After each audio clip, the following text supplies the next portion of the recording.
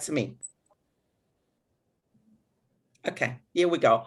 I learned about Mumbi's book through a local group. I immediately bought it. I read it in one night and went and met her at Brooks and asked her to come and join us for this talk. I was really so taken by this story and the beautiful writing that I really thought this was what we needed to have as an opening of the creative talks here at Brooks. And then together we decided to get Sarah on board just because we really wanted to have the expertise and the perspective of a very established author to come and sort of maybe give us a feedback and give us a thoughts. So that's where this came from.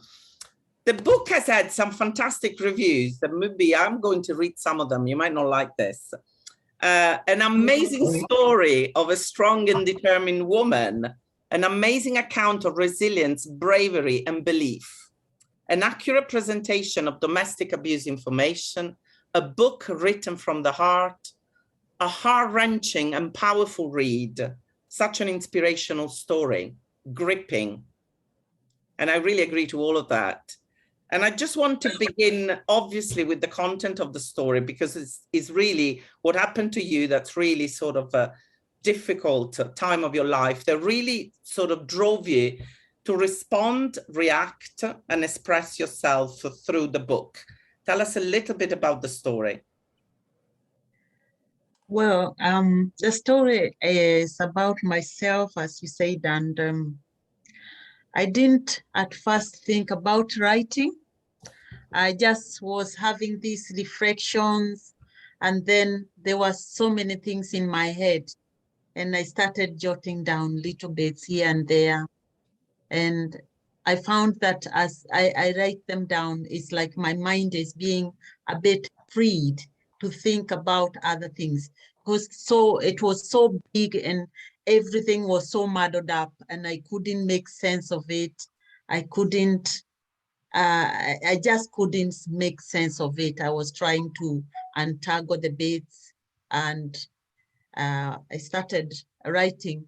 And at some point I thought, oh, I could write a book, but I didn't know how to write a book, and I had no idea whatsoever. And I was looking at the newspapers, the ones that they throw in the door, and I saw a small advert for Oxford University, and they were doing little classes, evening classes. Oh, I thought I could do that, and maybe I can write a book. I'm saying I'm really shortening it because it has been a journey of maybe it's been like 20 years. And since I thought I could write a book, it's been 10 years, and I did the little course like 10 years ago. But I'm very busy. I'm very tired. There's no time for inspiration. I try to write, some friends say, write 2 pages every day. I take the computer and I just doze. I don't even write a sentence, and I totally give up. And then I just got locked up in Kenya for COVID, and I came back. I had no job. And then I had all this space, and I had enough time now to think about I started getting the inspiration, and I could sort of see a story. And I thought, actually, I'm not going to look for a job. I'm going to try and write. And I started. And then it wasn't hard then. I was fresh. I was rested. And I think now I had the story because I have lived it. I have had time to reflect and work on it and sort of try to understand how the whole thing happened to me. And also during COVID, it was happening to so many people. And it was in the news. I went to London one day and I saw a notice on the bus stop by the government, I suppose, and it was saying, we work at home. We are domestic abusers. I'm like, that's it. So I got into it, and for 3 months, I just wrote and just wrote the thoughts that were in my head. And that is, the story is about my marriage, and how it all went long, and it started going long and I didn't do anything because it was kind of happening to everybody. It was kind of the norm, and I didn't have the ability to question that norm. But after those years, and after mine went so long that I nearly got killed in it, I thought, no, I want to share my story. Maybe somebody can read it and somebody can think, yeah, I need to do something before it gets to that point. So the story is about myself and all that. It's a life story. And it's a Sad very story, but it's not sad now. I don't like to be sad about it because I've learned so much and I want it to be beneficial to others. It has been beneficial to me. I've grown in my own self-awareness, and I would like to do a bit of awareness thing about the issue that plagues a lot of people in the society. Mumbi, you said obviously that it's a very, very personal story. And I think that by reading the book, there are moments that are very personal, very intimate, and I guess very painful to write.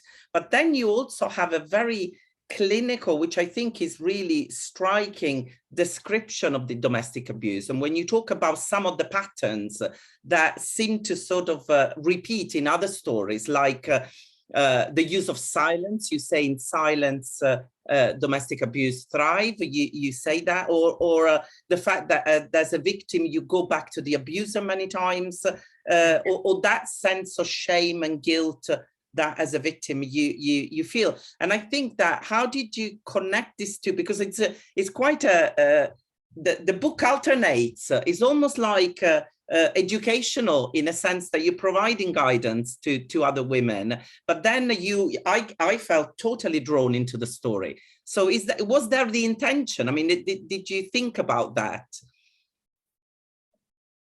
You're muted. Yes, that was the intention, because when it happened to me, I couldn't work out like why. This is a person I met, I fell in love with them. Why? Oh, I was asking, I had so many whys, and not many people wanted to talk about it and sort of help me to understand. I just thought to understand, because mine, there wasn't much else I could do at the point where I got out. So I was seeking to understand, and I went on a search to understand the what is happening behind it all. And I also did a course in Laskin in community development. And I would say I'm very grateful, because that was an eye opener, because it's kind of was the beginning of showing the light about these things, the working behind the scenes, that just because I am a woman, this can happen to me and it is okay. Before, I couldn't get any connection at all to what happened to me and where my life was and how it all started. So I was very lucky to go on that course. I think it's one of the best courses I've ever done. Yeah. So in a way, it was intentional, because one of your readers say that the book is uplifting. It provides courage. It is empowering and educational. So you did have that intention in a way. And did you expect that people would react to that way? Because I think it's obviously extraordinary. I hope so.